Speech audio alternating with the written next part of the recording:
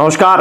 भारत ने हाल के वर्षों में वैश्विक स्तर पर अपनी छवि को सुधारने और अंतर्राष्ट्रीय मंच पर अधिक प्रभावशाली बनने के लिए कई कदम उठाए हैं, लेकिन ग्लोबल हंगर इंडेक्स 2024 की रिपोर्ट में भारत की रैंकिंग से यह स्पष्ट होता है कि देश की अंदरूनी हालात अब भी चिंताजनक बनी हुई है और इस साल 127 देशों में 105वें स्थान पर है, जो कि गंभीर भूख की श्रेणी में आता है। और इस रिपोर्ट के मुताबिक भारत की स्थिति अपने पड़ोसी देशों श्रीलंका, नेपाल, बांग्लादेश और म्यांमार से भी बदतर है। श्रीलंका 56वें और नेपाल 68वें और बांग्लादेश 84वें स्थान पर है, जो भारत की तुलना में काफी बेहतर है। और इस रिपोर्ट का महत्व इसलिए और भी बढ़ जाता है क्योंकि ये हमें ये बताता है कि भारत जैसे बड़े और उभरते हुए देश को आज भी गंभीर भूख और कुपोषण जैसी समस्याओं से जूझना पड़ रहा है। खासकर बच्चों में कुपोषण की समस्या बेहद चिंताजनक है।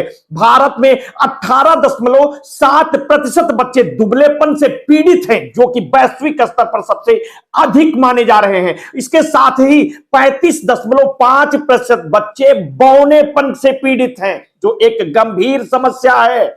5 साल से कम उम्र के बच्चों की मृत्यु दर 2.9% है और कुपोषण का प्रसार 13.7% है। और ये आंकड़े दिखाते हैं, बताते हैं कि भले ही भारत ने कई क्षेत्रों में प्रगति की हो, लेकिन बच्चों के स्वास्थ्य और पोषण के मामले में उसे अभी भी लंबा सफर तय करना पड़ेगा। भारत में भूख और कुपोषण की जड़ें कई दशकों पुरानी है। 2000 और 2008 के बीच जब भारत का जीएचआई स्कोर क्रमशः 38.4 और 35.2 था, तब देश चिंताजनक श्रेणी में था। 2024 में भी 27.3 का स्कोर गंभीर श्रेणी में आता है, जो यह दर्शाता है कि समय के साथ स्थिति में बहुत अधिक सुधार नहीं हुआ है। भले ही कुछ क्षेत्रों में प्रगति हुई हो, जैसे कि बाल मृत्यु दर में गिरावट, लेकिन कुपोषण का स्तर अभी भी खतरनाक है। और इसके पीछे कई कारण हो सकते हैं, जिनमें गरीबी, असमानता, शिक्षा, स्वास्थ्य सेवाओं की कमी और सरकारी नीतियों में ढिलाई प्रमुख है। ग्रामीण क्षेत्रों में रहने वाले और विशेष रूप के समाज से हाशिए पर रहने वाले लोग सबसे अधिक प्रभावित होते हैं और सरकारी योजनाओं और पोषण अभियान अक्सर ग्रामीण इलाकों तक सही से नहीं पहुंच पाते और या फिर उनकी लाभ सही तरीके से नहीं उन्हें मिल पाता। ऐसे में यह देखना जरूरी है कि केंद्र और राज्य सरकारें इस दिशा में किस तरह के ठोस कदम उठा रही हैं। भारत सरकार ने पिछले कुछ वर्षों में कई योजनाएं शुरू की हैं, जैसे कि प्रधानमंत्री गरीब कल्याण अन्न योजना, पोषण अभियान, जिनका उद्देश्य भूख और कुपोषण की समस्या को दूर करना है। लेकिन जमीनी स्तर पर इन योजनाओं का प्रभाव उतना व्यापक नहीं दिखता जितना सरकार दावा करती है। कुपोषण को दूर करने के लिए स्वास्थ्य सेवाओं, खाद्य सुरक्षा और पोषण के लिए सरकारी सहायता में सुधार की बेहद आवश्यकता है। और इसी बीच यह ध्यान देने वाली बात यह भी है कि जब देश गंभीर भूख की समस्या से जूझ रहा है, तब प्रधानमंत्री नरेंद्र मोदी मालदीव जैसे देशों को आर्थिक सहायता प्रदान करने का निर्णय लिया। और यह कदम भारत की विदेश नीति का एक हिस्सा है, जिसमें पड़ोसी देशों को मदद देकर उनकी विकास में सहयोग किया जाता है, ताकि दक्षिण एशियाई क्षेत्रों में भारत की भूमिका और प्रभावी बढ़ सके। लेकिन क्या यह सही समय था जब देश के अंदर भूखमरी की समस्या गंभीर बनी हुई हो? और भारत सरकार की विदेश नीति के तहत पड़ोसी देशों को मदद देना एक अच्छी कूटनीति की पहल हो सकती है, लेकिन इसका तत्कालिक प्रभाव घरेलू मुद्दों पर पड़ता है। जब भारत में करोड़ों लोग भूख, कुपोषण और गरीबी से जूझ रहे हैं, और तब सरकार का अंतरराष्ट्रीय मदद देना सवाल खड़े करता है। क्या यह भारत के लिए प्राथमिकता होनी चाहिए कि वो अन्य देशों की मदद करे जब खुद उसके नागरिक भूखमरी का सामना कर रहे हैं?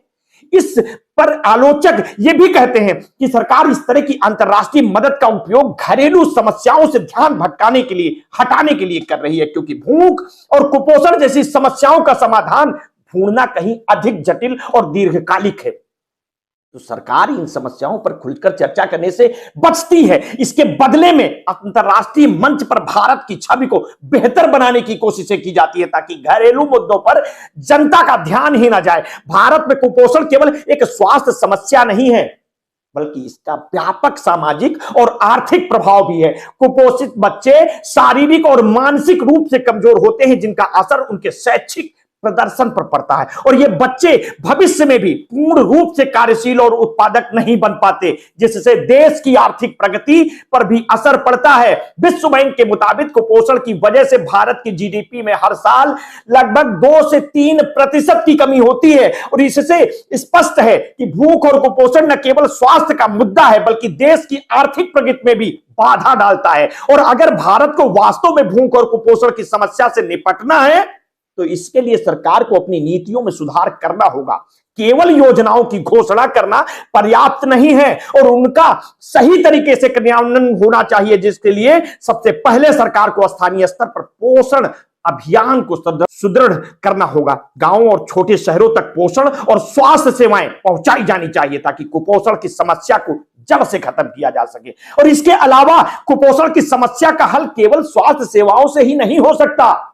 इसके लिए शिक्षा, स्वास्थ्य और आर्थिक अवसरों में सुधार की भी आवश्यकता है। महिलाएं और बच्चों को सशक्त बनाने के लिए शिक्षा और स्वास्थ्य सेवाओं को प्राथमिकता दी जानी चाहिए। इसी तरह गरीब और पिछड़े इलाकों में रोजगार के अवसर बढ़ाकर लोगों को आर्थिक स्थिति में सुधार किया जा सकता है, जिससे वे अपने परिवारों को बेहतर पोषण दे सकें। सरकार को केवल योजनाओं की घोषणा करके जनता की उम्मीदों को पूरा नहीं किया जा सकता। इस बात का स्मरण रहे, सरकार की जवाबदेही तय करनी जरूरी है, ताकि वो सुनिश्चित कर सके कि देश के अंदर भूख और कुपोषण जैसी गंभीर समस्याओं से निपटा जा रहा है।